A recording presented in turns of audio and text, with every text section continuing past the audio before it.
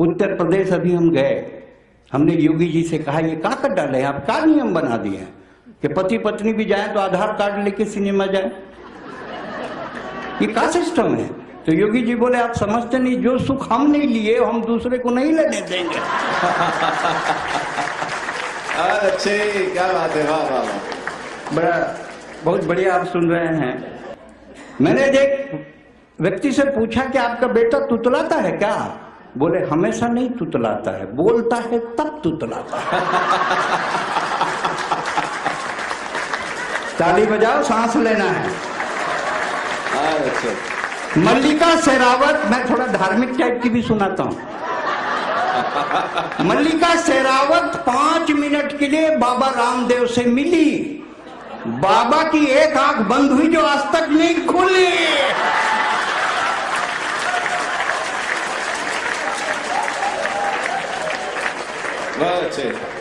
राखी सावंत का स्वयंवर जब टीवी पे आता था, हमारे गांव का हर बूढ़ा चश्मा पोंछ के टीवी के सामने बैठ जाता था। हमने कहा बाबा इस उम्र में स्वयंवर से का लेना देना? बोले बेटा जब तक सांस है तब तक आस है, जब तक सांस है तब तक आस है। और ये स्वयंवर में कौन धनुष तोड़ना, इसमें तो अपना भी चांस है। जब ये हमारे रंग की बात कर रहे थे, दरअसल ये हमारी सुंदरता से जलते हैं। है करने की बात नहीं, सीरियसली बोल रहे हैं। भगवान कृष्ण के हाथ से रोटी कौन छीन के ले गया? कौआ ले गया। काग के भाग बड़े सजनी, हरि हाथ से ले गए माखन रोटी। कौआ ले गया, कबूतर नहीं ले गया। वो कबूतर तो खाली लव लेटर ही पहुंचाते रहा। कबूतर जा जा जा, पहले प्यार की दूसरी चिट्ठी तीसरे को दिया। सांस लेना है।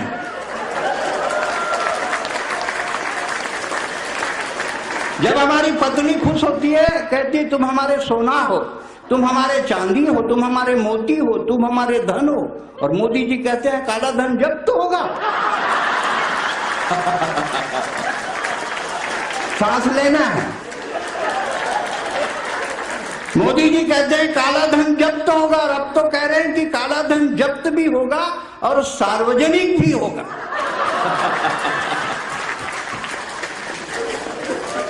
ठाकुर साहब बैठे हैं, बिहार के हैं, बिहार के आदमी बड़ा इंटेलिजेंट। हम बिहार में खूब कार्यक्रम किए, पूरे 18 शहरों में जागरण में। भाई गजेंद्र के संचालन में पड़े हैं जागरण के कवि सम्मेलन। वो बोले मोदी जी बड़े व्यापारी हैं। तो एक बिहारी तुनक गया, बोले काय के बड़े व्यापारी हैं? बिहारी से बड़ा कोनो व्यापारी नहीं है। बोले कैसे? बोले इतना गोली मारेंगे, इतना गोली मारेंगे, साले खोखा बेच के लखपति हो जाएंगे। वाह वाह वाह वाह, उनका कोई बराबरी कर सकता है? मोदी जी कहते हैं हमारा 56 इंची सीना है, 56 इंची सीना है। अरे भैया शादी करके पत्नी छोड़ने का परमिशन होना, सबका 56 इंच हो जाएगा। यहाँ पत्नी छाती में कूद रही, कहां से 56 इंच हो?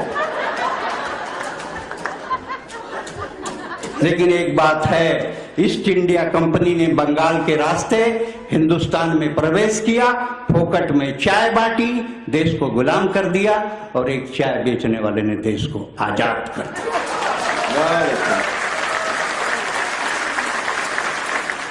बहुत फर्क पड़ा मोदी के आने से। 2000 का गुलाबी नोट, अब तो मोदी जी आते हैं डर लगता है, आज क्या कर देंगे। 8 बजे जैसे ही आते हैं, बहनों और भाइयों मित्रों, आज रात 12 बजे के बाद 500 1000 के नोट लीगल टेंडर नहीं रहेंगे।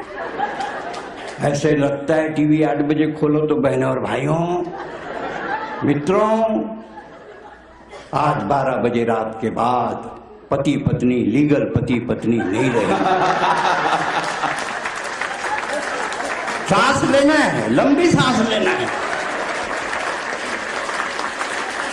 कविता के लिए कोई कठिन शब्द नहीं लगते हैं। जैसे बच्चों कभी संस्कृति की बात कर रहे थे भाई साहब, संस्कृति की बात कर रहे थे, हिंदी का अधिवेशन है, अंग्रेजी और हिंदी में क्या फर्क है, संस्कृति का क्या मतलब है।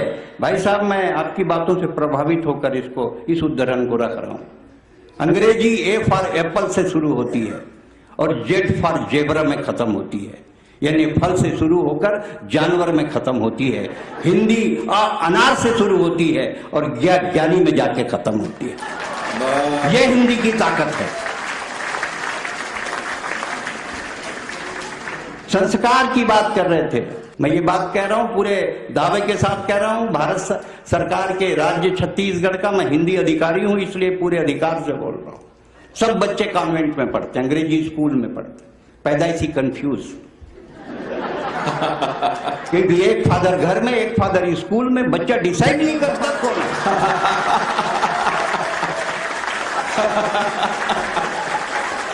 आप किसी के घर जाओ, जाके बैठो, आंटी एक कप चाय रखती है, पिंटू बेटे, फिर एक बच्चा आता है टाई बांध के, अंकल को पोएम सुनाओ, फिर वो चालू हो जाता है, ding dong well, pussy in the well, who put her in, little Tommy Dean, who put her out, little Tommy Stout, Johnny Johnny yes papa, eating sugar no papa. अंग्रेजी आपके बच्चे को पैकेज दे सकती है, जॉब दे सकती है, उद्योग दे सकती है, व्यापार दे सकती है, लेकिन सिर्फ हिंदी है जो आपके बच्चे को संस्कार दे सकती है। बहुत अच्छा है। कविता के लिए कठिन शब्द नहीं लगते हैं, जैसे बच्चों के नर्सरी केजी में पाठ होते हैं। आज तो मैं ये बोले हास्य का कवि सम्मेलन है, मैंने कहा जबरदस्त, सवाल ही नहीं पैदा होता। भाई गजेंद्र सोलंकी हमारे बड़े प्रिय कवि हैं, भाई सुनील जोगी, इनकी तो बात ये लगे हिंदी काव्य मंच की जर्सी गाय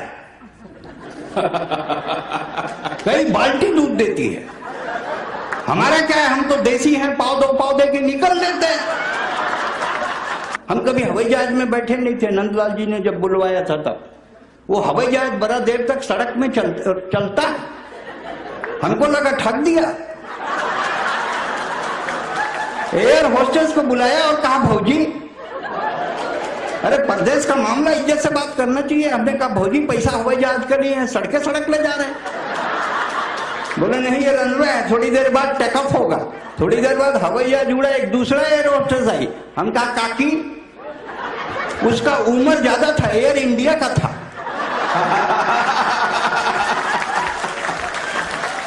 सांस लेना है।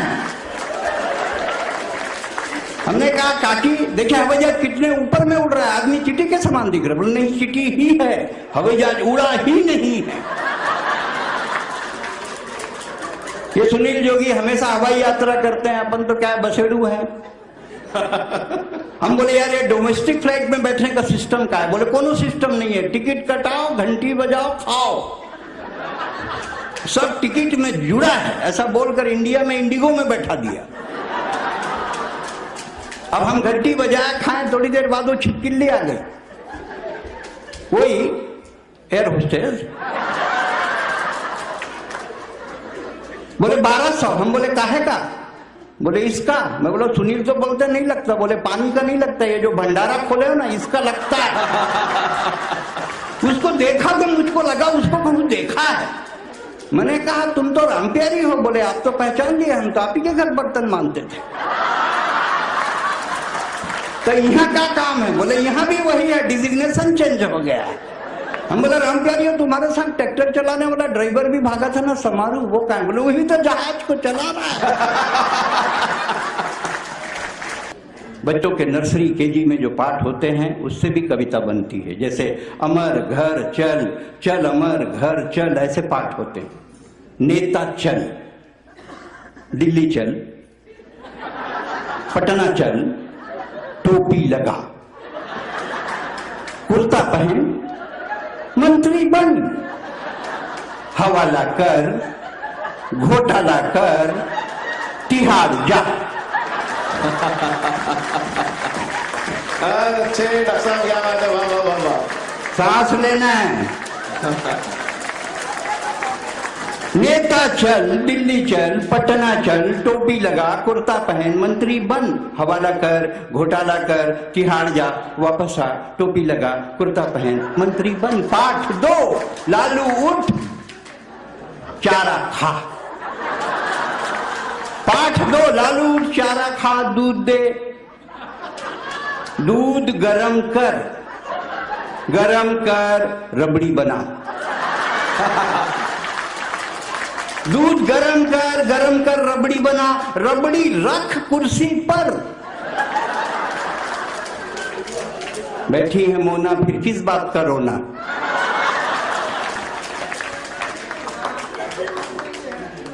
रबड़ी बना कुर्सी पर। जेल जा, वापस आ, रबड़ी हटा, बैठ जा कुर्सी पर। अब सही में सांस लेना है। हिंदी की क्लास थी, टीचर एकदम उदास थी। हिंदी की क्लास थी, टीचर एकदम उदास थी। पति से लड़कर आई, अब काहे की पढ़ाई। बच्चों ने कहा टीचर पढ़ाओ, टीचर पढ़ाओ। टीचर ने कहा दिमाग मत खाओ, कल गाय पे निबंध लिखवाया ना, जाओ पति पर निबंध लिख कर लाओ। बच्चों ने लिखा पति एक दयनीय पालतू प्राणी है। पति एक दयनीय पालतू प्राणी है जिसे हम मनुष्य भी कह सकते हैं। शादी के पहले पति सामान्यतः मनुष्य ही होता है। पति की दो आंखें होती हैं जिनसे वो अल्टरनेट देखता है। पति के दो प्रकार पाए जाते हैं, जोरू का गुलाम, दूसरा जोरू का बादशाह। जोरू का गुलाम ये सस्ती, सुंदर और टिकाऊ नस्ल है। ये बहुतायत मात्रा में पाई जाती है। जोरू का बादशाह ये प्रजाति धीरे धीरे लुप्त हो रही है। बहुत अच्छे। कुछ वर्षों में हिंदुस्तान में खूब बाबा है। भाई ने जिक्र किया निर्मल बाबा का। निर्मल बाबा आए, फिर चमत्कार बढ़ा, राम वृक्ष आए, राम पाल आए, फिर अभी एकदम गरम गरम राम रहीम आए। और राम रहीम ने तो अपनी फिल्म में कह भी दिया था कि ये छोरी मरवाएगी, एक दिन जेल कराएगी, और वही हुआ। साथ धर्म इतना कम। भाई जी के मैं का समर्थन करता हूं। हिंदी धर्म, हिंदी आध्यात्म। पितृपक्ष में आप एक ब्राह्मण को खिला रहे हैं। ये ठाकुर साहब, नंदलाल जी और आप लोगों का मैं धन्यवाद करता हूं। आधे से अधिक ब्राह्मण है, क्योंकि मैं तो ब्राह्मण का बच्चा हूं। हर किस्म का मंत्र आता है, जन्म का भी, मृत्यु का भी। बस यही पता नहीं है कि कब कहाँ पढ़ना है। अच्छे, वाह वाह वाह। और ये देखिए, मतलब का कलयुग आ गया है। ठाकुर साहब, नंदलाल जी आपको भी मैं करता हूँ, का कलयुग आ गया है। 4 ब्राह्मण मंच में बैठे हैं और आप खा रहे हैं। पहले एक जमाना था, कल सतयुग था, ब्राह्मणों को खिलाते थे फिर खाते थे। अब जमाना बदल गया है, लोग ब्राह्मणों को दिखा दिखा के खा रहे हैं। आप कुछ मत करिए, एक ब्राह्मण को अपने घर बुलाइए, नॉन स्टॉप खाइए, पूछिए मत, 1.5 घंटे में वो सदमे में मर जाएगा। और पोस्टमार्टम में भी पता नहीं चलेगा ब्राह्मण मरा कैसे। ताली बजाओ, सांस लेना है।